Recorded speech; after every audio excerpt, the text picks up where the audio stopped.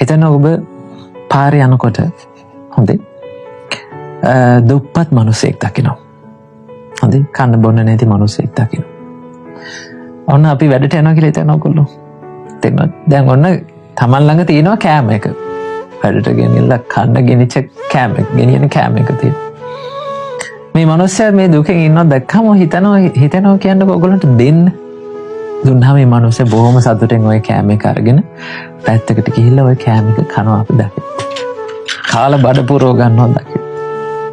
හිතට සතුටක් එන්නේ නැද්ද? සතුටක්.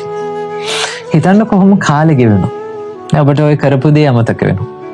තේරුණාද? කාලේ ගෙවිලා ඔන්න අවුරුදු ගානකට පස්සේ ආයෙත් පාරේ යනකොට ওই මිනිස්සයව දකිනවා ඔබ. හරි? ඒක නා ඔබ දකිනවා. මොකද මතක් වෙන්නේ?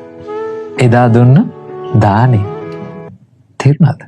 එදායි අතහැරපු දේ, ඒ කරපු දේ ඔබට මතක් වෙනවා. පසුතැවීමක් ඇති වෙනවා. ලොකු සතුටක් ඇති වෙනවා. Tamanට Taman ගැන. නේද?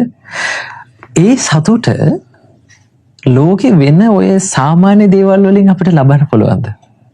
රස කෑමක් කාලා, හොඳ ඇඳුමක් ඇඳලා, නේ හොඳ වාහනයක ගිහිල්ලා ඒ සතුට ලබන්න බෑ පින්වතුනි.